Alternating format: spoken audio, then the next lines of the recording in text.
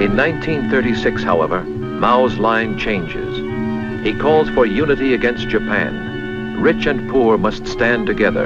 An end to civil war. Nationalist, communist, warlord, all must stand as brothers against the alien threat. This new line appeals to millions, but not to Chiang Kai-shek. He, his inner councils, and his generals persist. Final mop-up of the communists must still go on, entrusted now to friendly warlords in the north. Yet mysteriously, this final mop-up stalls. The most important front against the communists is held by soldiers of Manchuria, driven out by Japanese. These homesick troops have little stomach for killing other Chinese. Led by young Marshal Chang Hsueh-liang, they itch to tackle Japanese.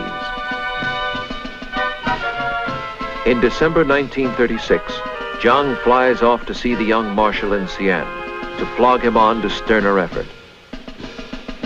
In Xi'an, however, communists have convinced the young Marshal that civil war must stop. Then there happens one of those episodes that sound as if they were written in the book of make-believe. And again, we have no photographs because no one invites a photographer to witness a kidnapping, which was what happened next. Chiang was there to urge them to fight the communists. And on the night of December 11th, he was sleeping in a villa outside of town when he was awakened by gunfire. And the young Marshal and his troops were shooting their way into his villa and trying to kidnap him. Chiang was in his nightshirt and bare feet. He slipped out the back way, tried to climb over the wall, fell, he hurt his back, he lost his false teeth, his feet were bleeding as he ran over the rocks, and the young Marshal's soldiers caught him and brought him back.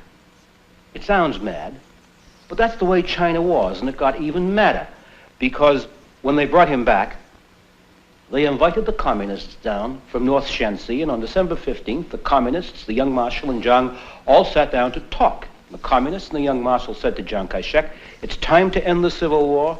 We must all unite against the Japanese, or else." They could have killed him, but they didn't. And Chiang Kai-shek agreed. He would halt the civil war, and he would form a united front against the Japanese. And so on Christmas Day, they gave him a plane, and Chiang Kai-shek and the young Marshal flew down to Nanking to announce the civil war was over. But Chiang had made no promises to the young Marshal, so he imprisoned him immediately and kept him prisoner ever after, even to this day in exile on Formosa. Christmas 1936. At Nanking, members of the government await their president's return. In pain, he hobbles out, announces to the world, a popular front of Kuomintang and communists will now, united under his command, turn to face the menace of Japan. Japan's imperial tradition has, however, a cardinal rule: always strike first.